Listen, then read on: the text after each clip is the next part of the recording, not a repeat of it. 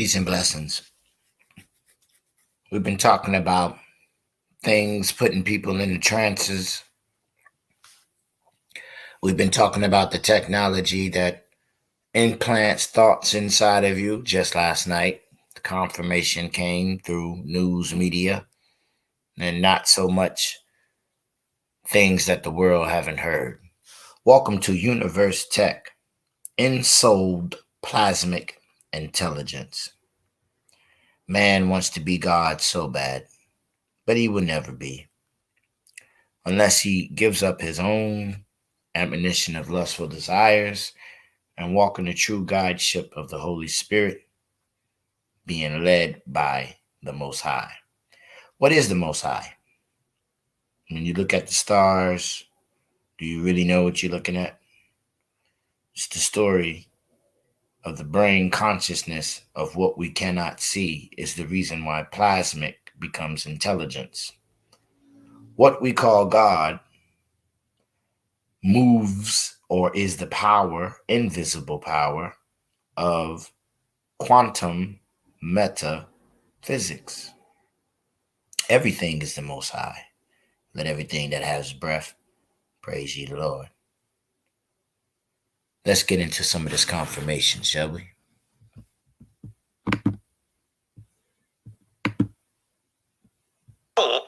We will not be able to resist the pressure toward transhumanist, return of the Borg. That's the problem. And a primary example of that solution that I would like to use as a shining example today would be the film we just made that went viral with Jean-Charles Moyen and Patrick Botti, the second to last film on our YouTube channel. 2 million views, 300 videos, youtube.com/Dan Winter Fractal Field. The film with Jean-Charles Moyen, the French secret space program survivor, who's famous filmmaker and famous for the fact that his lucid dreaming regularly turns into the dreams became real and it became a Stargate, and he came back with sand between his toes and water from where he lucid dreamed to, proven with many witnesses. Well, how do dreams become real? Have you ever talked with an electrical engineer about that? Well, I'm here to be that electrical engineer and have that conversation with you. How do dreams become real? And here's the physics, and it's brief. So Jean-Charles came to us and said, well, they abducted me, the ETs, who, by the way, don't generally have a soul. They abducted him when he was young because he had this talent that his lucid dreams became real. Like he could make a Stargate electrically inside his own body repeatedly when the yearning developed. So Jean-Charles came to us and says, we need to measure this because people don't believe it. And that's going to be the climax of my third movie. This is what Jean-Charles said. So he did his homework at my suggestion, got the flameinmind.com brainwave measure, correlated with a new feature from Patrick Botti, programmer for Flame in Mind, which shows the phase lack of heart, brain, breath, all on one gorgeous screen. It's amazing. New features, flameinmind.com, brainwave measurement, the best way to measure bliss and the best way to use infrasound to trigger bliss binaurals. Anywho, Jean-Charles does his homework. He sent the recording of his bliss moment to Patrick, who was speechless for days. He's, oh my God, this is the kind of coherent cascade we're getting from the kids who can see without their eyes, except extremely increased coherence, density, coherence in the alpha-beta cascades in the aura. In other words, his brainwaves had that alpha-beta golden ratio and octave cascades that looked like a caduceus in the aura, indicating when children see without their eyes, which is simply, they see this little plasma tube vortex open inside, and that becomes their eyeball, and they don't need their eyes, proving the only real physics of consciousness is absolutely the density of that plasma vortex that forms inside your head, a plasma tornado, net of fireflies among the synapses. But by the way, it's the first answer ever to how you take your consciousness outside your head, that plasma vortex. So all the physics of consciousness people on this planet should be jealous because they haven't explained yet how all these medical doctors and surgeons are talking about the science of their out-of-body experiences. Well, when before has the physics of consciousness explained to you exactly what it is you take outside your body when you lucid dream and when you die. Well, this electrical engineer is here to tell you, we know exactly what it is you take with you. A plasma vortex, a tornado donut, the center of which conjugates and becomes, just as every young person who sees without their eye tells you, that plasma vortex tube becomes an eyeball. Ain't that cool? That's called the physics of consciousness. There ain't nothing else. Anywho, that's also the clue to the physics of soul, because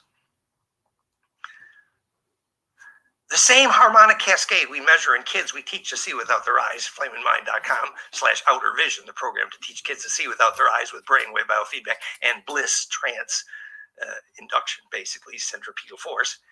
The same harmonic series is exactly what we saw in John Charles' brainwave frequency signature. At the moment his lucid dream was turning into a portal, he was actually starting to travel outside his body at the moment that beautiful harmonic series occurred, except his brainwave harmonics were much more coherent and dense. Same characteristic frequency signature, a golden ratio and an octave cascade tuned to the alpha, which is tuned to Planck, caduceus implosive, the logo of Hermes, who is the hero of the returning 9 Cedar races, who is here to teach us what? The caduceus, hint, hint, hint. The reason the Cedar races Hermes Thoth, came back was to teach the physics of ensoulment, which is the fact that induces the plasma compression in the aura that allows the aura to become centripetal enough that there emerges at the Planck threshold a squirt gun of longitudinal interferometry called the Ba from the Ka, the Kesjan body, the rainbow light body, the garment of lucidity, everything that William Henry's talking about in his conversation. Wonderful conversation with Michael Salla in their latest film. I mean, I think William Henry is really great, and I like all the mystical research he does, and I'm delighted to talk about Michael Salla here because this latest book, I think, is fabulous on the history of galactic federations. But I would like to tease William Henry a little bit, and that is where he says, well, in order to avoid transhumanism, we need to know what God made us for. He keeps saying, well, is this what God intended? Now, we electrical engineers don't usually ask the question, what did God intend? No. The way we would ask the question would be, what's your electrical definition of God? In other words, God is our name for how plasma became intelligent. That's what our name for God means. First local, and then interstellar, and then intergalactic plasma intelligence. That's what we mean when we say God. Ancestral memory, all these names for this big longitudinal array, fractal field, ancestor memory, Kesjan body, collective unconscious, Akashic records. We have too many names, but not enough electrical engineers involved in the conversation. Anywho, I got news for William Henry. We don't have to ask the question, we will know when we're sucked into transhumanism when we figure out what God intended. No. That's not an answer. That's a question. The answer is to know what God is. God is the potential for plasma to become intelligent, self-organizing, self-aware, starting with around your aura, then around planets, then around stars, and then around galaxies. Plasma gets very intelligent, okay? And how that plasma got intelligence is called implosion, recursive turn inside out. We made several films on that. So when William Henry says we need to know what God intended in order to, what he really means is we need to understand how the plasma around your aura gets intelligent enough to be sustainable, propagate, which starts with, we know, the known physics of what electric fields, hint, bliss, compression, cause lucid dreaming, the best way to predict who will take memory through death. Certainly a good electrical definition of ensoulment. Who's going to take memory through death electrically? If ever there was a definition of ensoulment, I'd say that's it. In other words, you propagate coherently in that longitudinal array called heaven, plains of Sharon, Champs-Élysées, all these names we have. But actually, this is a name for a fractal electric field where the longitudinal nodes compress well. For example, dodecaecosa Earth grid, where dreams are more possible, where telepathy is more possible, where radioactivity is reduced, where labyrinths are possible, etc. So, my suggestion here is very simple, that once we have a clear electrical definition of what allows humans to get and have an electrical soul, then and only then will we be able to make decisions about, are we becoming a Borg and a transhuman with all these gadgets implanted, or are we actually becoming sustainable and ensouled in the classic sense of, quote, what did God intend? Which means, what did plasma intelligence intend? Which means, what did implosion intend? Because at the center of implosion, you have the principle of negentropy, self-organization, which is essentially the principle of, quote unquote, divine, meaning fractal intelligence. So when we get more electrical about this, we can have a better understanding of not just the path, the only path out of transhumanism, the return of the Borg, the return of a soul, but as we always said, the definition of culture is, do you know how to teach your kids how to have a bliss experience, which is how to implode, compress their aura, and make what is now called a soul. And that's why that defines whether a culture has culture, actually. It's not color of wine and shoe polish. No. Can you teach your young people how to have a bliss experience? That's called culture. Hello, any indigenous tribe can tell you that. So let's continue to fund our cultural organizations in our countries, but let's define culture correctly so we know what to fund. Bliss experience for young people, the real science. The title of my second book, Conscious Kids, Implosion, Secret Science of Immortality. Free PDF, goldenmean.info/conscious kids. Anywho, so this conversation is supposed to be about, can we understand a real path out of return of the Borg transhumanism into ensouled children?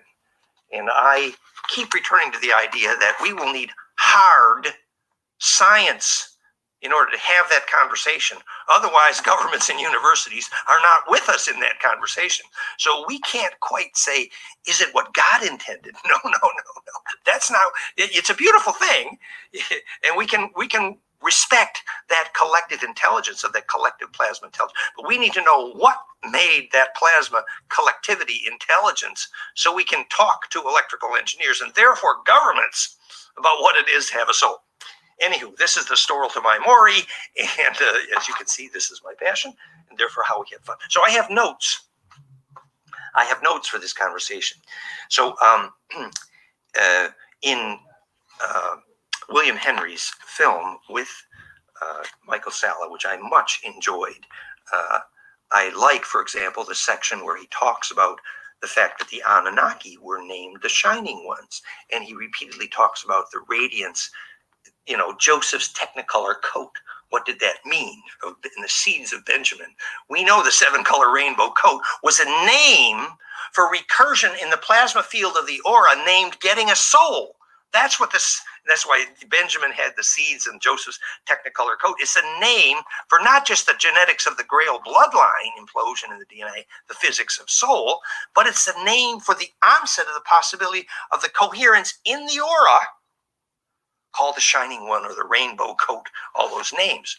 So I would take William Henry's beautiful conversation one step further and use electrical engineering and say, now we know what that rainbow coat is, the shining, and that is the propagation of a coherent longitudinal projective, plasma projective interferometry. That means simply that the aura has gotten dense enough at center to convert the transverse EMF, the up and down EMF, which doesn't go very far, to implode, precisely conjugate at the Planck threshold, and propagate the squirt gun, where the pine cone's kiss noses, out into a coherent longitudinal EMF, something sometimes called incorrectly called scalar or torsional. And that longitudinal EMF propagation bounces at the sacred sites, the dodecacosa nodes, and those compression nodes form an array, and we inhabit that larger array.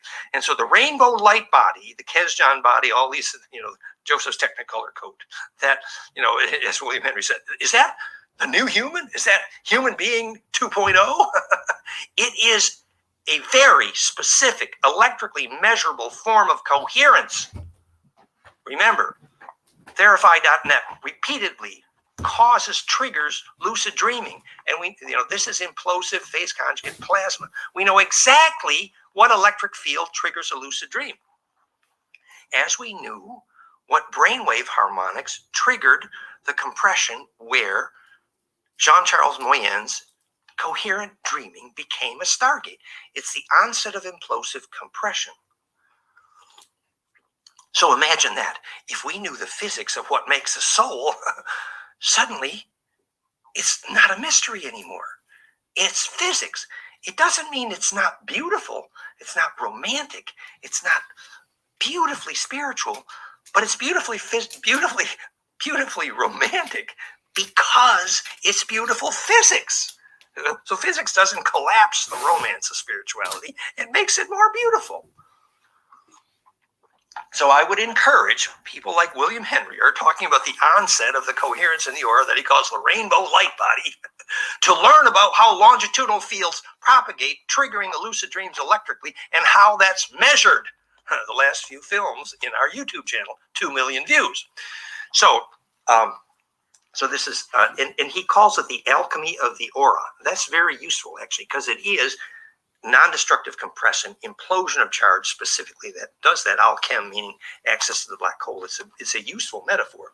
And he talks about the oil that dissolves, the perfect solubility. Well, see, perfect solubility is when you melt, and when you melt into that center, it is the oil that dissolves. And that's related to the electrical function of the monoatomic gold, the origin of Holy Communion, the Ormes, and all that story is about melting the charge to center, where that conversion's non-destructive implosive compression, defining not just the LENR low energy nuclear reaction of cold fusion reactions, but describing exactly the cold fusion reaction at the center of the aura at the moment of bliss, when your lucid dream becomes measurably a stargate, and defining the sequence of symmetry operations known and proven to be the correlate of the visions you will see at the moment of death. goldenmean.info/immortality.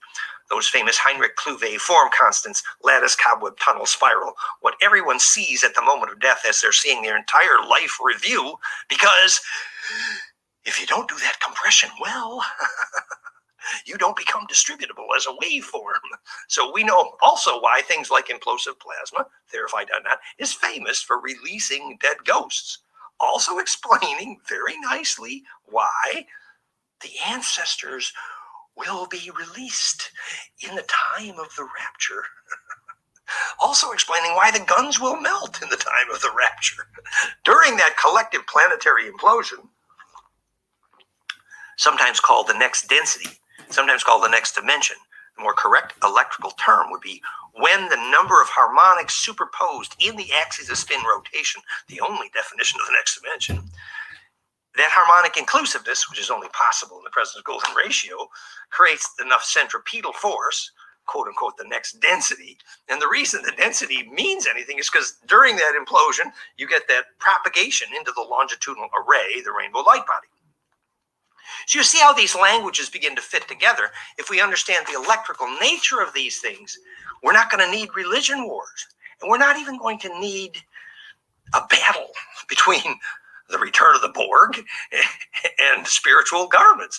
Because once we know what spirituality is electrically, clearly and responsibly, it's not just that religion wars are obsolete. It is that the possibility of agreement then exists between governments and universities. If we once knew what enables humans to have a soul, to lucid dream, and therefore take memory through death, and we're clear about that electrically, we know, for example, how humans' aura becomes centripetal enough to lucid dream and take memory through death. If that's all very clear electrically, then no one can argue when they say, well, that vaccination is going to weaken your aura is measurable. So in effect, the technology of aura measurement, which is one very useful way to predict whether the aura is fractal or centripetal, and we honor Dr. Karatkov, GDV here, and our website on that is auraseer.com, AURASEER.com. So measuring fractality in the aura is one way to measure the onset of that implosion there. And we have done before and after trials on that, using that tool also with Theraphi.net. So you see how many ways there are to measure electrically whether that technology, that vaccine or that robot pill that you ate or the injection, all of these things, whether or not they make you ensouled or make you a Borg, is now measurable. Oh, that means we could produce agreement about what's useful and what ain't useful. It's sort of like having the conversation with your teenager about recreational drugs. It ain't enough to tell them, well, you're going to get holes in your aura. No, you hand them the device, GDV, and show them the holes in their aura. That's the moment of truth. So that centripetal coherent generation is going to enable us to make intelligent decisions. Now, the historical context here is then useful, which gets us to the other part of our evening conversation. The Galactic Federation's councils, the history of galactic federations in this sector of the galaxy. And I think Michael Sala's work and his work confirming my wonderful friend Elaine Denon and my other wonderful friend Alex Collier, and showing that these stories of the history of the galaxy fit together beautifully, I think Michael Sala is doing great work. And in that regard, I would like to point out what I suggest is the central story to that, Maury. The central story to that, Maury, is across the galaxy, AI is the scourge. It's the return of the Borg. It's the drones. It's Empire Strikes Back time. So the recurrent theme of what are the Galactic Federations fighting against, in short, what they're fighting against is two things: AI, transhumanism, and hive mind, Borg intelligence. Remember, the Greys, the Khmers from Orion Sector, what Elaine Denon usefully calls the Nebu, they are a hive mind. It's a white queen. And in my view, the opposite electrically of Ensouled. And if you look at the Draco culture, they also have a white queen. I won't say it's the opposite of Ensouled, but it's directly central on that problem, because it's well known that Draco's major problem was loss of long-term memory. In other words, oops, they forgot how to die well. Oh, they didn't have to die well. Details. If you don't know how to die well, you don't really get leverage on the array. That's why Luke Skywalker had a chance against when Empire Strikes Back, because Luke Skywalker could raise the Jed, Jedi School.Science. And the raising of the Jed is the fact that his aura became plasma projective. When and if he went back to nature, the microchloridians in the blood, which later is called boson 7 at Montauk, is a name for the fact when the aura becomes implosive, coherent enough to emit that coherent longitudinal array called boson 7 at Montauk, called microchloridians in the blood in Star Wars. It was about DNA that was implosive and therefore ensouled. So this is the recurrent theme of not just Empire Strikes Back and our Star Wars future, as Michael Sala usefully calls it, but the core problem of this whole conflict across the galaxy is between, very specifically, two essential factions: the Borg hive mind AI versus the ensouled ones, the humanoids, the lucid dreamers. It's not just about humanoids. It's about those who know what a soul is. So I'm suggesting to you that the turning point, not just in the human Earth drama about are we all going to become the Borgs and transhumanism, that's just the local picture. The big picture here is that's also the centerpiece of the whole galactic drama, in the sense of is the reason they're here because we are the potential vaccine for the Orion Wars? What is the vaccine for the Orion Wars? The vaccine is the seed of those who can make a soul in their children. That's what the seed is. And that's what I believe Elena Denon calls the seeders. And remember, this is the theme. Now, I made this wonderful film with Elena Denon about who are the 9 and the seeder races. And that film went viral, and that's wonderful. And, a short thematic review.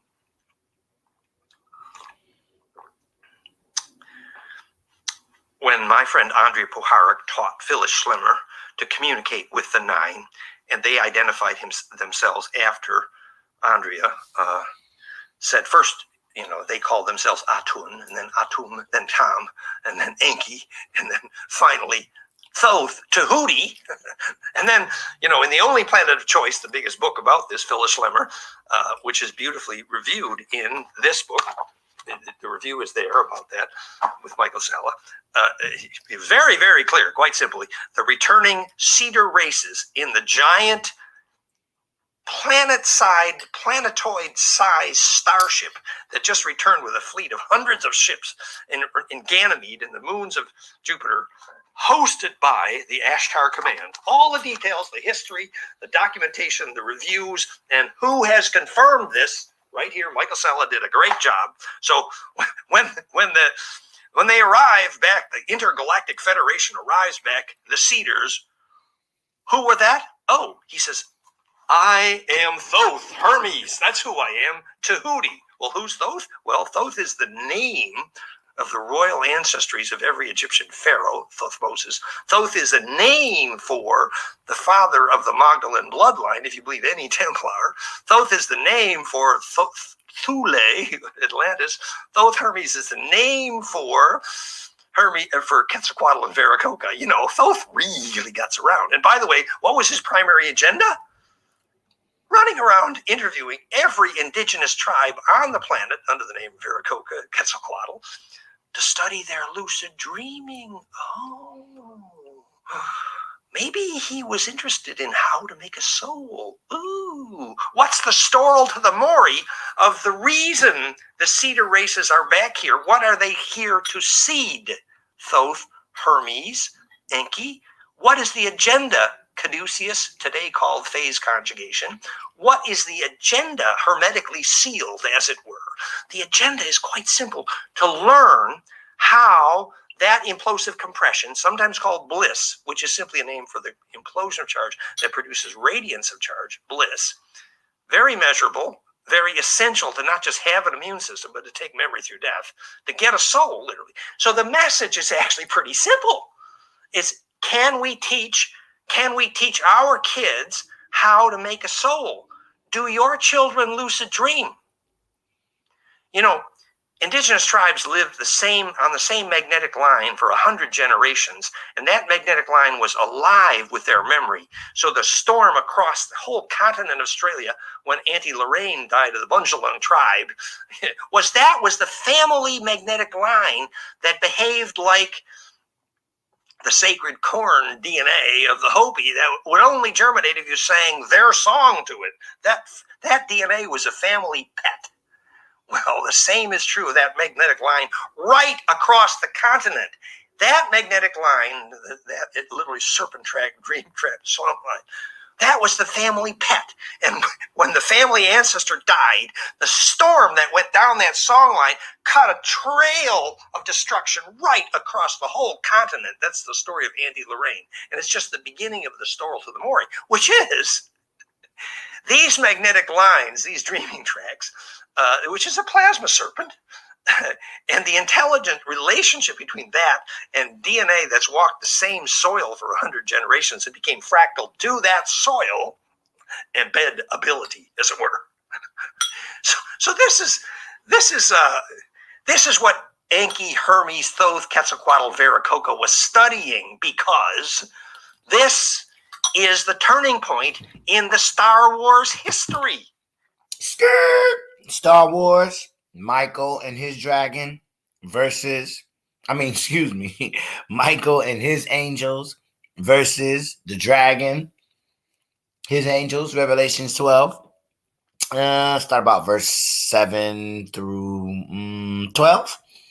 Praise ye God, O you cosmos, and you who live in them or dwell in them.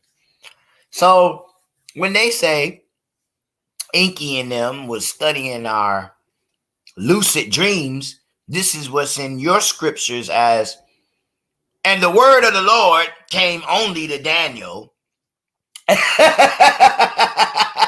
Secret mystery intelligence that we call today kingdom mysteries of Christ.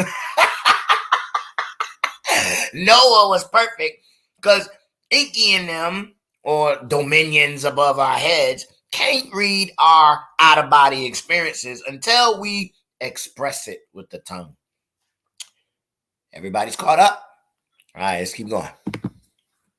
The difference between the Borg is those who know what it is to make a soul. It couldn't be simpler. And that answer has to be electrical. It has to be rigorous and detailed and good physics. And now we have exactly what that is, and that needs to be taught. Otherwise, our children are going to be sucked into being the Borg too. They will live in metal buildings with electrosmog surrounding them to such a sense that they'll have no chance of becoming lucid dreamers and taking memory through death. And so Enki's Cedar Race Hermes mission will be lost. So somebody needs to be here teaching the deep science of these things. Actually, there's a few more things I wanted to tease out of this conversation. Elena Danaan is one of my favorite persons on the planet. And I'm delighted that she has invited me to make those films with her, which also went viral, like 50, 70,000 views. It was fun. We'd made one on the physics of propulsion of the UFOs, impulse versus warp power. We made one on the physics, the plasma physics of the nine and the Cedar races. And we made one on the physics of galactic history. But so just a little commentary there that in the two of Elena's recent films, one was about, let's see, the rainbow body. I wanted to talk about her conversation with Dan Willis. You know, Dan Willis spent half a lifetime with Marcel Vogel. But I swear I knew Marcel Vogel a lot better than he did. And he's talking about, see, when I was with Marcel Vogel in Toronto, he at the Physics of Consciousness Symposium with Bill Tiller and all the guys, Marcel Vogel was sitting there sweating up a storm using this crystal to pump, and he had a polygraph, which I designed the polygraph that did this kind of thing. And the polygraph was measuring the plant leaf, and he was proving he could talk to that plant. And that was a beautiful thing. And, well, see, there's some limitations to that understanding. And that's why I'm suggesting Dan Willis needs a little more electrical engineering here. For example, I had a detailed conversation. I lived with Marcel Vogel, remember, too, both in Toronto and when I hosted him for the psychotronics conferences out in Denver at the Mining Institute. And Marcel had, he, like everybody, he had astral hygiene. He had hygiene problems. He was badly overweight, and he was kind of, it's a long story in his later life, and no criticism here. But technically, I had a detailed conversation with that man, and he did not know how to align the facet plane with the molecular plane on the quartz crystal. And that's a problem. You have to use the birefringent z-axis, the only axis which will rotate the plane of polarized light, and that will allow you to accurately map the molecular plane onto the facet plane. Well, that's okay. Marcel was a sweet guy, but the physics then is that piezo quartz crystal z-axis, and you have to identify where is the z helical axis, because it's that spiral helix slinky z-axis of quartz, not just that rotates the plane of polarized light, because it's a helical slinky, which is how the SiO2 tetracubic silicon dioxide bond array ratchets a cube up a helix. So it's literally a hex helix, the six-sided. But the Merkaba is what he's explaining, or tetrahedron and other cultures. So see, people's spirituality is not what been given to us. That's why we only know partially in part. BC the Test Fight, showing you the truth of the matter of plasmic intelligence of what we call God, or the supernatural Alayan, through the power of his invisible power. We see through metaphysics on quantum levels of what you call creation, elemental forces, elements. It all equates to the consciousness of the pineal gland, of the subconsciousness of what we call outer space, of the divine intelligence we call supernatural most high God. So there you have your yin, your yang, your light, your darkness, your bless, your curse, your life, your death. One is an illusion of a figment of imagination, while one is the divine truth. That, my friends, I leave for yourself. It's your soul. You run it with trembling fear of obedience with the Most High. No one here makes nobody do nothing. Pass the information as Christ, dust the shoulders off, and we on to the next assignment. Y'all stay wholly blessed on the Sabbath. Shalom.